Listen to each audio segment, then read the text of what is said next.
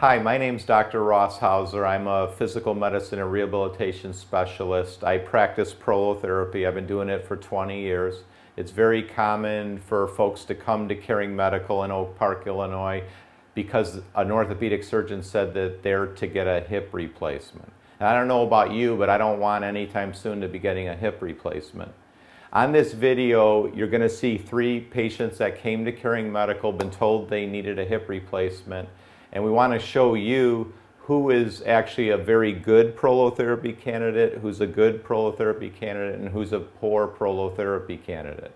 So by learning about this, then you or somebody you know who's been told they need a hip replacement, you'll be able to tell whether you're a very good prolotherapy candidate. In other words, prolotherapy should be able to resolve your hip pain or your friend's hip pain, and they won't need a hip replacement.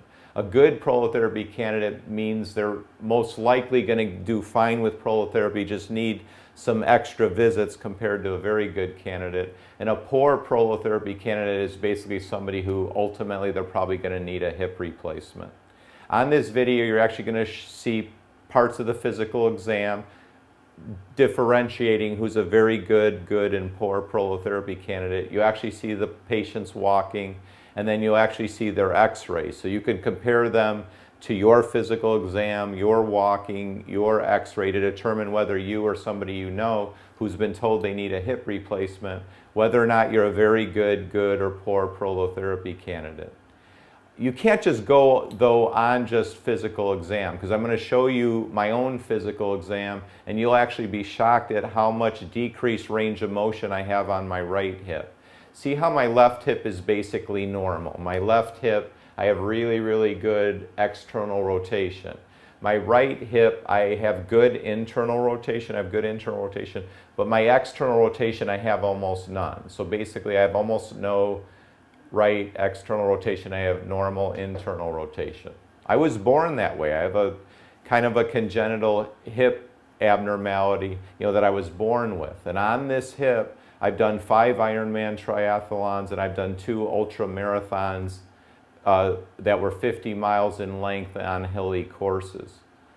So just by the physical exam, you can't just say that somebody's going to be disabled or have chronic pain. But as it relates to the hip, it really is internal rotation. I have pretty good internal rotation of my right hip, and that's basically why I have no symptoms. So on this video, we're going to show you the 3 patients and who's a very good, or poor prolotherapy candidate. I hope that this is going to help you decide whether you should or shouldn't get prolotherapy when you've been told you need a hip replacement. If you have any questions about this video or any other video as it relates to prolotherapy, please email me at drhauser, drhauser @caringmedical.com.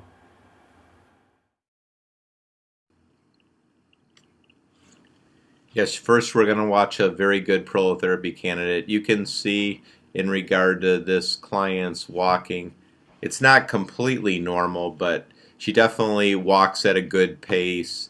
If anything, she's internally rotating her hip too much. Specifically, she was told she needed a left hip replacement.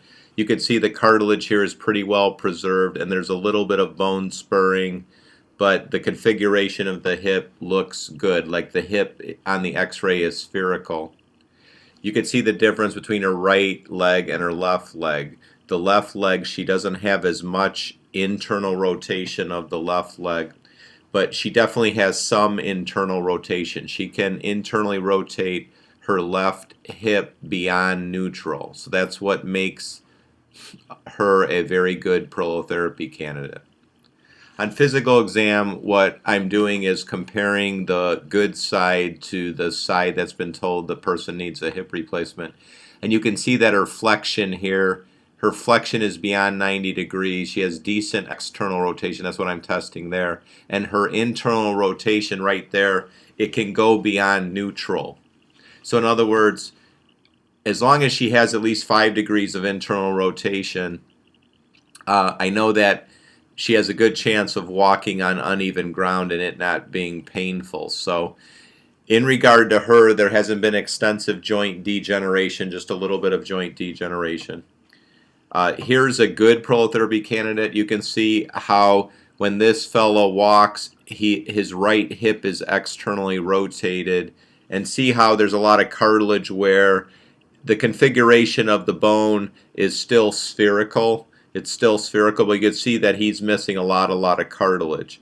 I'm going to first examine his good side, which is his left side. The really degenerated area is his right side. See how here he can just barely flex his hip to 90 degrees. That's what we're looking for as far as if somebody's a good candidate of prolotherapy. Can they flex their hip to 90 degrees? On a very good candidate, they can flex their hip 110, and beyond. You can see, though, he's going to have a hard time to get his foot into neutral. I'm going to do a couple other exams here. Like here I'm having on his good hip to internally and externally rotate his hip. See how he can barely get his hip to neutral there when he's internally rotating? So he does have some femoral acetabular impingement. So in other words, because of the configuration of his hip, there's a little bit of pinching of the femur bone onto the acetabulum. Now, if somebody can get to neutral, that makes them a good prolotherapy candidate. Watch here on his good side, see how he can go beyond neutral, but on his bad side, see how his foot is still externally rotated.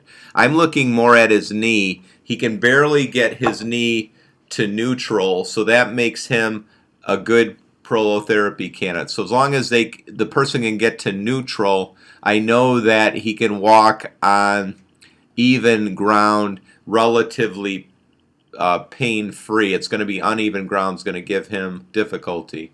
Now, when he gets prolotherapy, what should happen is slowly but surely the prolotherapy plus exercise will get him on a specific exercise program. Then he'll hopefully regain some of that internal rotation. Notice his good leg. Here I'm examining the bad leg again, confirming that he has limitation of internal rotation. So I'm discussing this with him, and I'm trying to show him the difference between his bad side and his good side.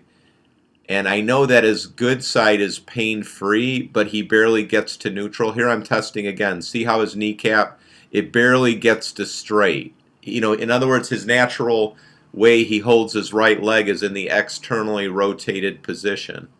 So that kind of, he walks like a duck. So eventually he's going to walk like a human being and not like a duck.